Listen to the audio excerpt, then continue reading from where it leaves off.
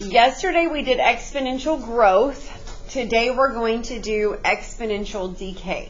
It is going to be extremely similar, but instead of it going up, we're focusing on the ones that go down. And you did graph some that went down, but when we practiced it, we didn't focus on those. So the formula is the same. It's going to be y equals a times b raised to the x power. The a is still the starting amount. The b is the decay factor. So in this formula, the b is either the growth or decay factor.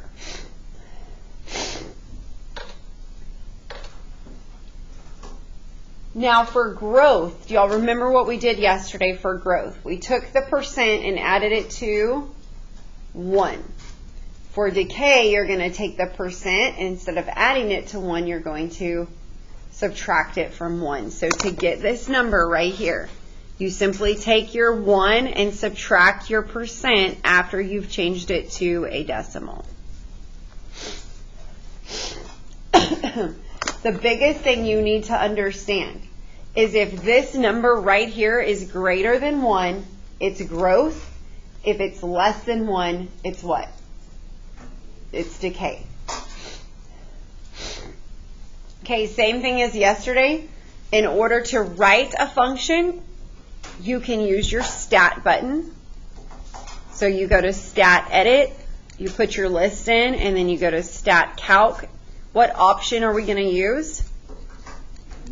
Option 0.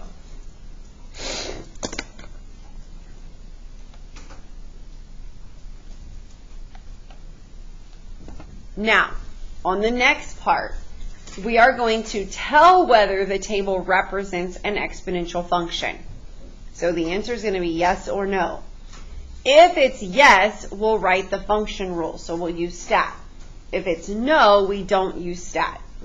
So how do you tell if a table represents exponential growth? The way that you tell is you simply look to see, is every single y being multiplied by the same thing? So what would I multiply by 1 over 27 to get to 1/9? I would multiply by 3. And if you don't know that, you would simply go here, and you could simply divide it. 1/9 divided by 1 over 27, and it'll show you that it's 3. So they multiplied by 3 to get here. What would they multiply by to get from 1/9 to a third? 3.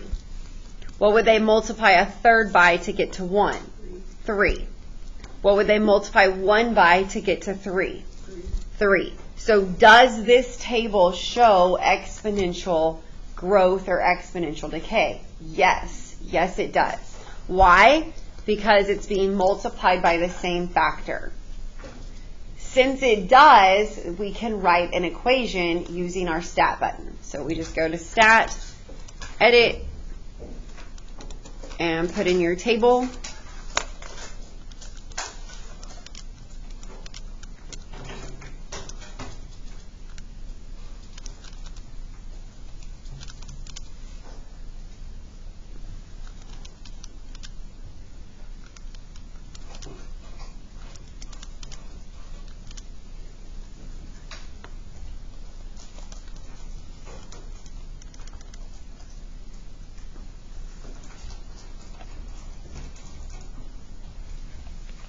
Now, when you write your equation, it's going to give it to you in decimal form. You want it in fraction form. So what is 0.3 repeating?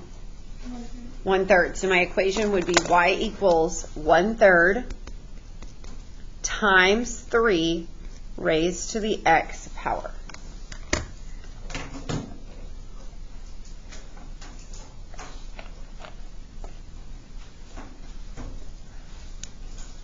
Okay, look at the next one. First, we're going to tell if it shows exponential growth or decay. And you're looking at what you would multiply by. What would you multiply 8 by to get to 4?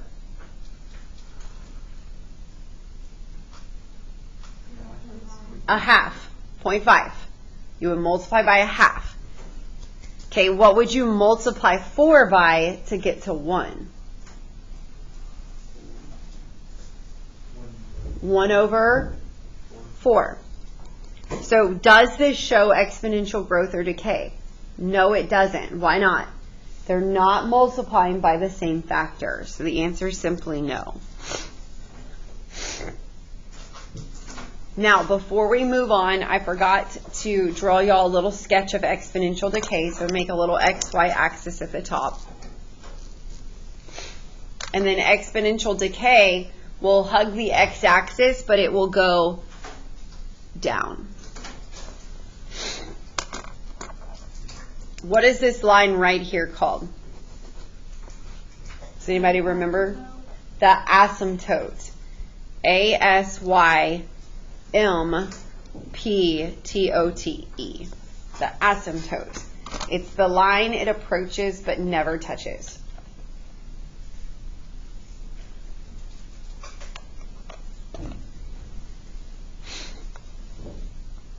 Okay, go to the bottom.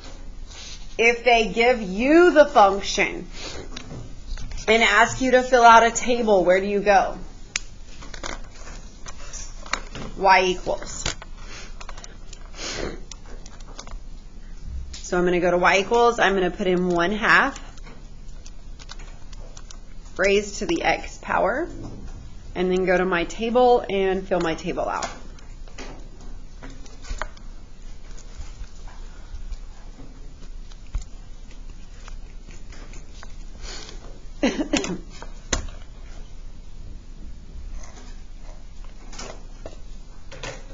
Okay, let's look at our graph. So hit the graph button so that we can see the domain and the range.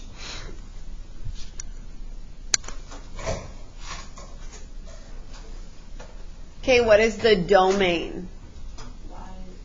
Domain. Domain is x's.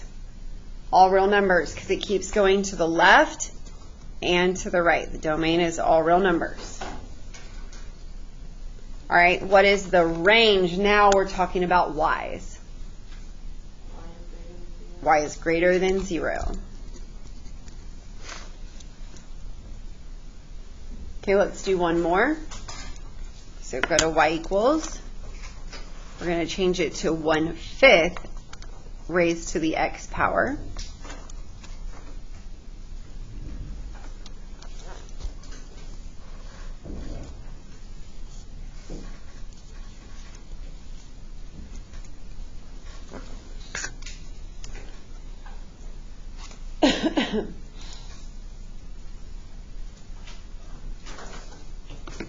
Okay, and if I hit graph, let's look at the domain and the range.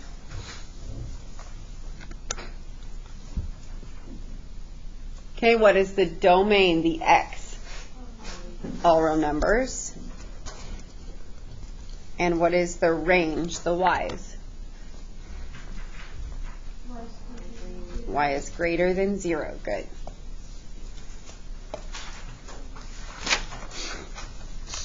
Okay, flip to the back. Now we're going to do our comparisons.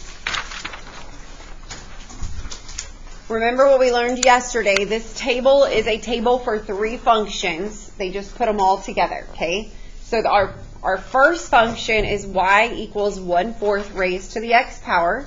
So we need to go fill out our table.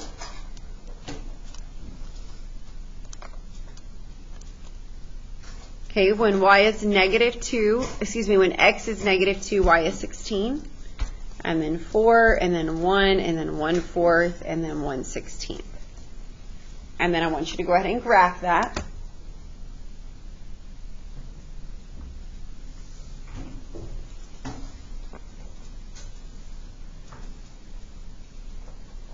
If -216 is off the chart, just graph what you can. So maybe start with -1/4. And then you know -216 is going to be like somewhere over here, so it's going to drop real rapidly.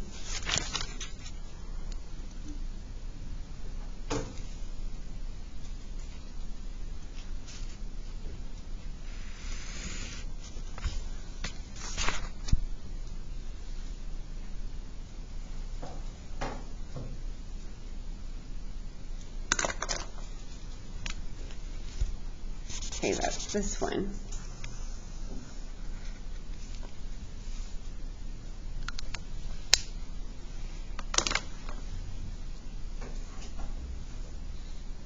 Okay, now let's go do the next one. What are they adding to this one?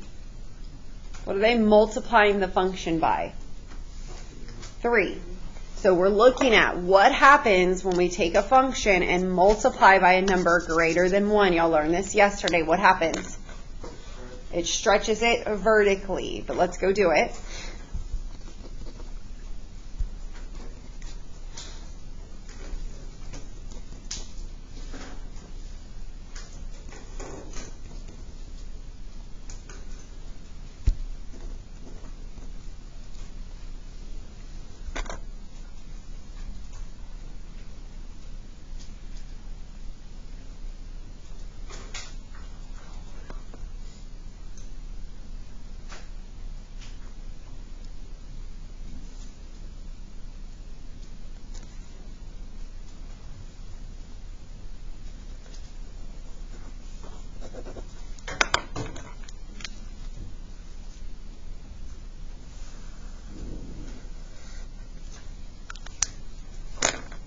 Okay, so when we took our function, y equals 1/4 to the x power, and we multiplied it by 3, it vertically stretched it. It was a vertical stretch.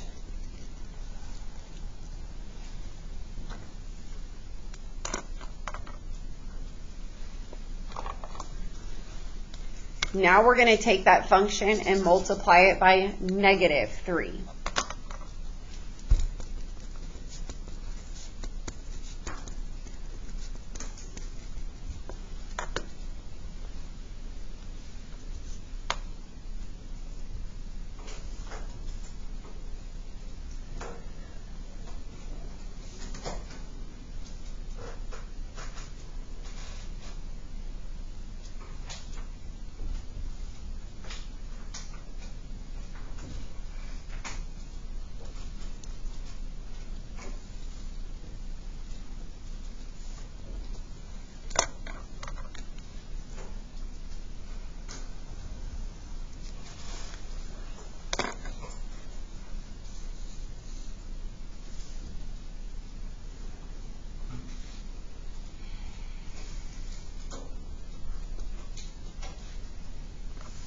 Okay, when we take our function y equals 1/4 raised to the x power and we multiply it by -3, what did it do to it?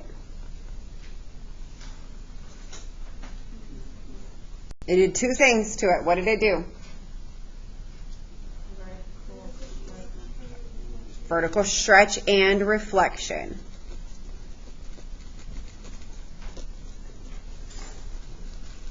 Reflection across the x-axis.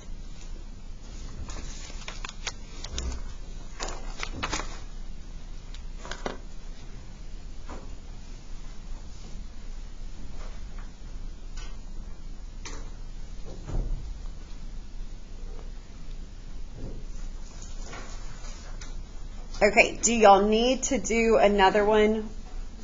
Okay, let's just write on here that when we take it and we multiply by a fraction, so when you multiply by the 1/3, it makes it a vertical shrink.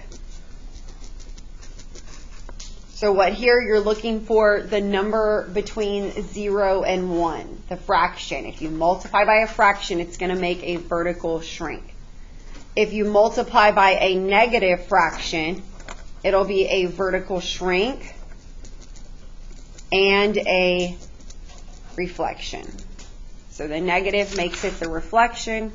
The 1/3 multiplying by the 1/3 will make it the vertical shrink.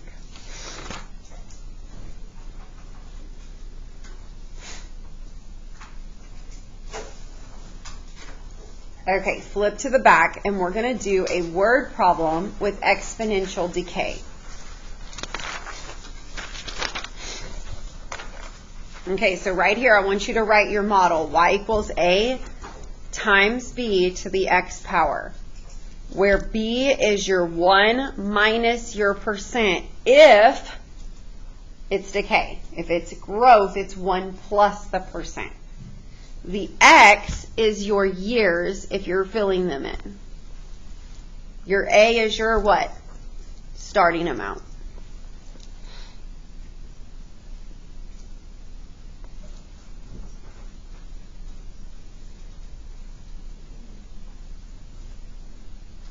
Okay. It says the number of acres of pine forest decreased, so that right there is telling me it's decay because it's going down, in the western United States from 1963 to 2002 by 0.5% annually. Right here, they gave you your percent. What are you going to have to change the percent to? A decimal. We always change percents to decimals by moving the decimal 2 places to the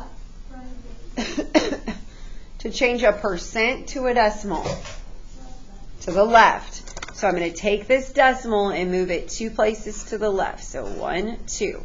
It becomes decimal 005. It said in 1963, there were about 41 million acres of pine forest. That's your starting amount, yes? Because that was in the first year. So this is our starting amount. How much pine forest was there in 2002? All right, let's write our equation. Y equals, what's our starting amount? 41 million, so I'm just going to put 41, and in my answer I'll tack on the word million. Open parentheses. Now I'm going to multiply by my growth or decay factor. Since it's decreasing, how am I going to find my decay factor? 1 minus 0.005.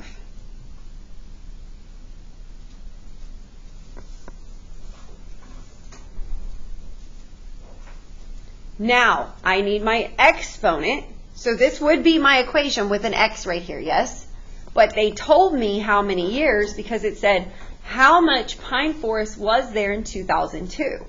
Well, when did I start?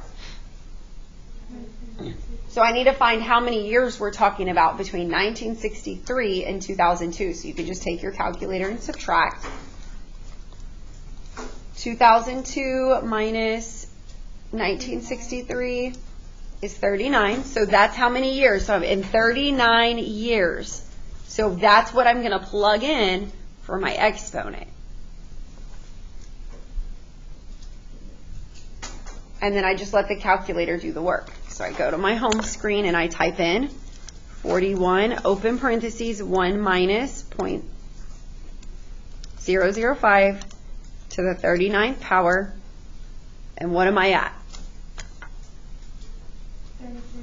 About 33.7. But what am I talking about? Remember I said we'll tack on what to our answer? Millions of, what are we talking about, acres? Then it says, if the trend continues, how much pine forest would be left today? So same formula, 41 times 1 minus 0.005. But what year are we in today? 2025. So I'm looking for how many years it's been since 1963. So 2025 minus 1963 is 62 years. So that would be my exponent.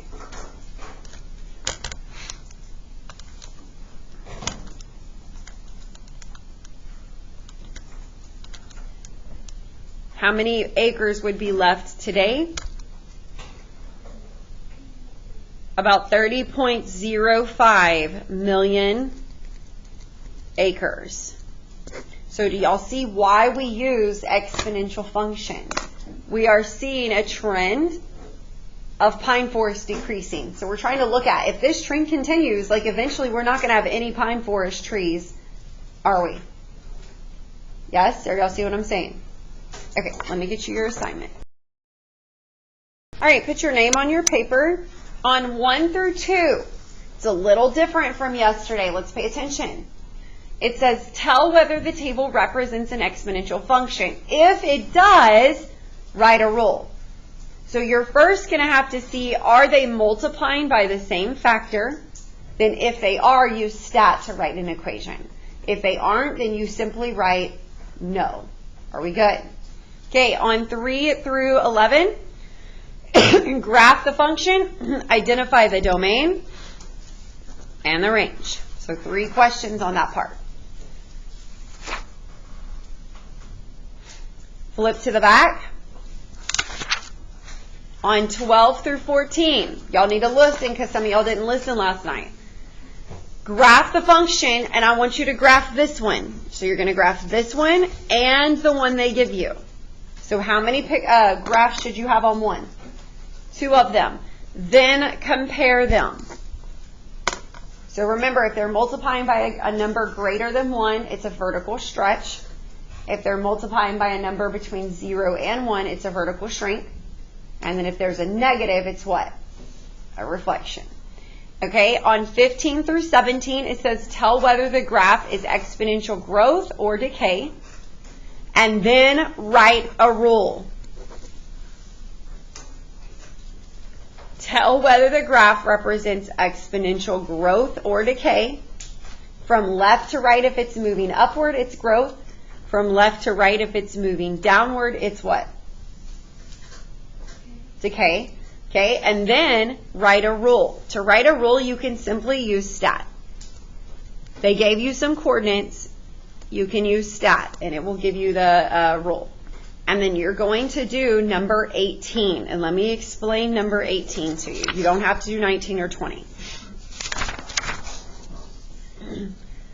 Number 18 is not multiple choice. Did y'all hear me? It says you buy a computer for $3,000. It depreciates, that's exponential decay, at a rate of 20% per year. Find the value of the computer for the given year. So for A, you're going to find the value for 1 year. For B, you're going to find the value after 3 years. And for C, you're going to find the value after 5 years. This is not a multiple choice question. It is a 3-part question. Part A, Part B, Part C. Y'all got it? Okay, you may get started.